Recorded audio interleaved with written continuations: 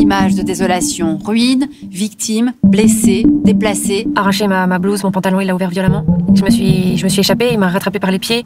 Je suis tombée, il s'est assis sur moi, je me suis retournée, je voulais pas. Je voyais qu'il était 3h du matin et qu'il fallait que je tienne jusqu'à 7h. Près d'1 milliard de personnes souffrent de la faim. Au total, en 2022, on comptait une 50aine de conflits ouverts dans le monde. C'est 3 fois plus qu'en 1946. C'est à 50 ans que je me suis rendu compte que j'ai été un enfant violé. Je dois prendre de la morphine. J'ai vraiment des douleurs insupportables. Le changement climatique menace les infrastructures où nous vivons, l'agriculture qui nous nourrit, et il peut nous tuer de plusieurs manières.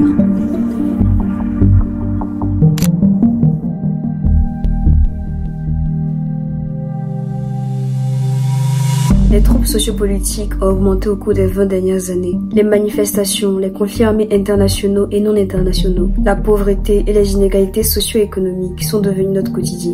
Les violences et les violences sexuelles créent des individus vides, souffrant de traumatismes psychiques et psychologiques, et en continuelle confusion identitaire. Les systèmes judiciaires essaient et peinent à offrir une protection adéquate, mais surtout pérenne. Plus de 240 millions de travailleurs vivent dans la pauvreté, malgré leur emploi. Nous sommes au stade où la santé mentale est devenue un problème global, où la dépression est devenue la principale cause d'invalidité, touchant plus de 300 millions de personnes. Pendant que l'anxiété est devenue une trend à laquelle tout le monde adhère, même lorsque ce n'est pas le cas, d'évaluer l'état des personnes qui en souffrent vraiment. L'environnement a subi les effets du consumérisme et de l'exploitation de l'homme, et malgré les alertes constantes des institutions internationales, la dégradation des sols, le déclin de la biodiversité, le réchauffement climatique et la pollution sont les états dans lesquels le monde se trouve. Mais hey, nous sommes des hommes. Tant que ça ne nous concerne pas directement, tout ce que je dis n'a aucune importance, n'est-ce pas? D'ailleurs, ce que je viens de décrire n'a rien d'intéressant ni de surprenant pour toi. Notre insensibilité face à la violence, la mort de l'empathie, sont pourtant des indicateurs du déclin de notre société. Bref, on s'ennuie là, non? Parce que tout ça, tu le sais déjà. Depuis des siècles et des siècles, des hommes se battent pour lutter contre les inégalités, parce que des vidéos comme celle-ci, il y en a des milliers, des tonnes et des tonnes sur Internet. Et je crois sincèrement que le problème ne réside pas seulement dans l'ensemble des mesures qu'il y a à prendre, mais dans la nature humaine. Et si je te disais qu'il existe un endroit où les choses ne se passent pas comme ça? Qu'il existe un pays, un royaume où la colère, la haine, le manque de compassion, le manque d'amour et toutes ces choses qui motivent notre inaction face aux enjeux que je viens de citer n'existent tout simplement pas. Et si je te disais qu'il y a vraiment une possibilité de ressentir de la paix véritable, de la joie véritable, d'aimer sincèrement? Et si je te disais qu'il existe un royaume qui est bâti sur ces fondements? Tu trouverais certainement que ça a l'air illusoire, non? Utopique. Et pourtant, le roi de ce royaume a marché sur la terre. Il a essayé d'établir une alliance avec les hommes et avec les différents royaumes du monde. Ce roi est venu sur la terre et a tenté d'établir un traité de paix avec les hommes. Il leur a démontré les ressources de son royaume, ses capacités à prendre soin des individus et à régler les problèmes sociaux que ceux-ci avaient. Ce roi a démontré ses pouvoirs. Il a guéri grand nombre de personnes. Il a accompli des choses que la science n'arrivait pas à faire. Il a restauré les hommes. Il a fait attention aux pauvres. Sans hypocrisie, il nous a démontré sa capacité et l'importance d'établir une alliance avec lui. Mais bon, je le disais tout à l'heure, nous ne sommes que des hommes. Alors nous avons fait ce qu'on fait de mieux, détruire. À ce stade, tu trouves peut-être mon discours très pessimiste, parce qu'il y a nécessairement du bon en l'homme. Et je suis d'accord. Il y a du bien en l'homme. Il n'y a pas que du mal dans l'humanité. Les hommes sont capables de compassion, de gentillesse, d'amour. Le problème, c'est que cette compassion a des limites. Les capacités de l'homme à rester constamment amour sont limitées. On aime jusqu'à un certain stade, on pardonne jusqu'à un certain stade. On a des limites, c'est normal, c'est humain. J'en ai, même si tu crois fortement que je suis une bonne personne. Tu as nécessairement un moment éprouvé de la jalousie, nécessairement un moment manqué de respect à tes parents, à tes amis, à tes proches, à tes partenaires. Tu as nécessairement un moment manqué à un niveau. L'homme n'est pas capable, par lui-même, d'être bon à 100%.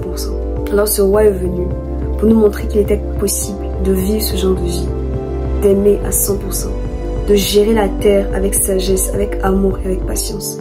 Ce roi est venu et il nous a appris, pas seulement par les discours, mais en le faisant, en prenant soin des personnes qui étaient des reclus de la société, que tout le monde ignore, en s'intéressant aux gens, en mangeant avec eux, en parlant avec eux, en s'intéressant à leurs problèmes.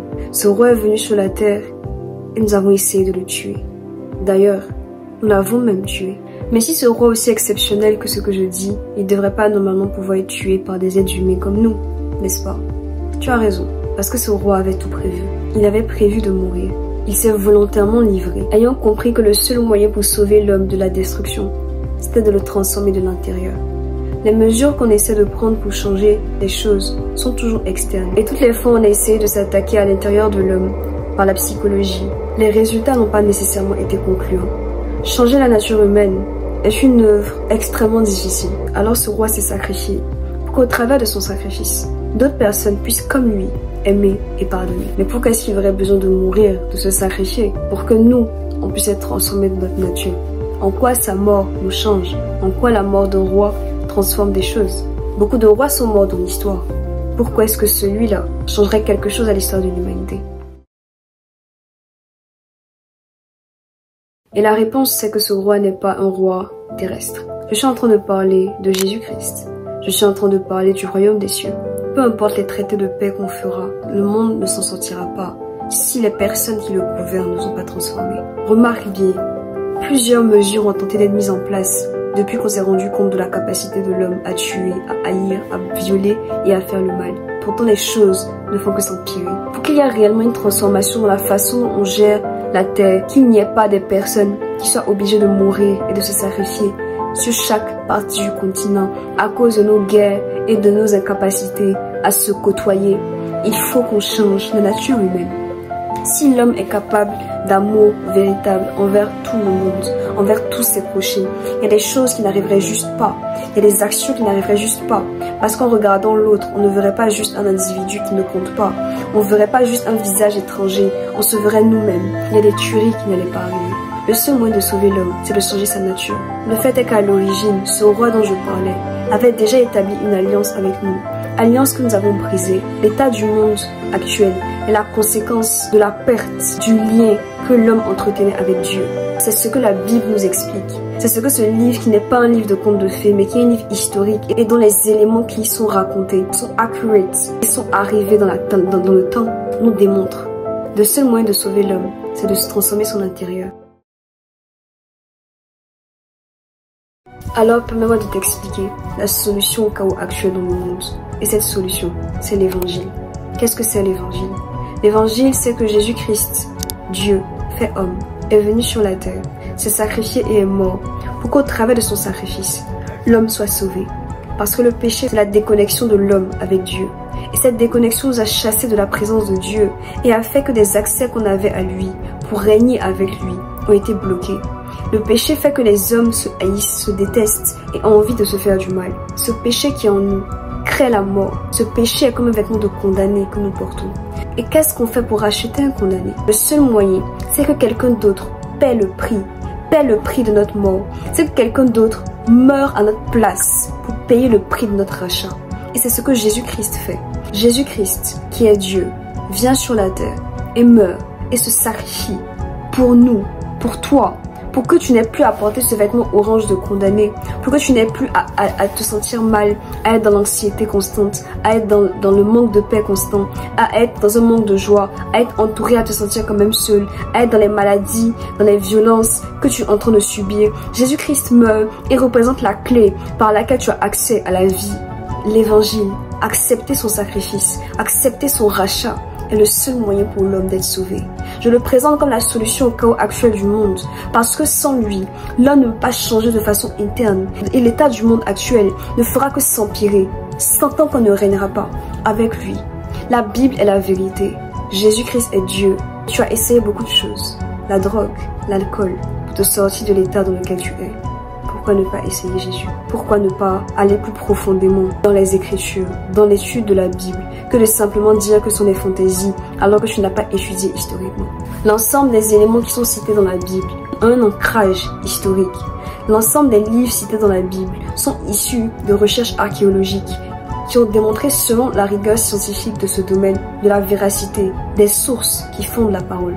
Et ce sacrifice nous donne accès à la vie éternelle, à une certitude qu'après la mort, nous serons sauvés, à une certitude que sur la terre, nous avons accès à un Dieu, à un Père pas juste à un Dieu qu'on ne voit pas juste à un Dieu qu'on n'entend pas juste à un Dieu qu'on n'arrive pas à connaître, mais à un Dieu avec qui on parle, un Dieu avec qui on a une relation, un Dieu qui nous conduit, un Dieu qui nous aime, un Dieu qui nous guide. On a accès à ça sur la terre, on a accès à la connaissance du monde et de comment il fonctionne, et surtout à une compréhension et à une acceptation de ce qu'est l'amour et la capacité de le manifester réellement à toutes les personnes qui sont autour de nous. Jésus-Christ est le chemin, la vérité et la vie, et il est la solution au chaos actuel dans lequel le monde se trouve. Et tu peux poser l'ensemble des questions que tu veux en commentaire ou sur Instagram, et je me ferai un plaisir d'y répondre. Je suis pas en train de dire que les actions doivent être stoppées, parce que ce que Jésus nous offre aussi, c'est l'intelligence et la sagesse pour savoir comment gérer la terre. Il s'agit pas seulement d'accepter Jésus et de ne plus s'intéresser à ce qui se passe ici. Au contraire, accepter Jésus ouvre les yeux sur les réalités du monde et sur le rôle de l'homme sur la terre. Ce royaume est le royaume des cieux, et le roi dont je parlais est Jésus-Christ. Et aujourd'hui, nous habitons de ce royaume, célébrons le jour où il est mort et il est ressuscité pour nous. C'est une date extrêmement importante, car c'est la date à partir de laquelle nous avons eu accès à la vie éternelle. C'est une journée nationale par laquelle le roi a été élevé au-dessus de tout. Et aujourd'hui, ce Jésus, ce roi, il t'attend, il te connaît, il te voit, il t'aime. Peut-être que les enjeux sociopolitiques dont je parle ne t'intéressent pas parce que tu vis des choses tellement difficiles dans ta vie que ce qui se passe autour de toi ne t'intéresse pas. Jésus, lui, s'intéresse à ce que tu vis. Il te voit, il te connaît, il t'aime et il te parle déjà. Mais tu refuses de l'écouter, tu refuses de le voir, tu refuses de l'entendre. Aujourd'hui encore, il te parle à toi. Cherche qui il est, parce qu'il se laisse trouver par ceux qui le cherchent. Et à toutes les personnes qui font déjà partie de ce royaume, à tous mes frères et à toutes mes sœurs, dont on partage le même Père, joyeuse fête de Pâques. On se retrouve dimanche prochain dans une autre vidéo.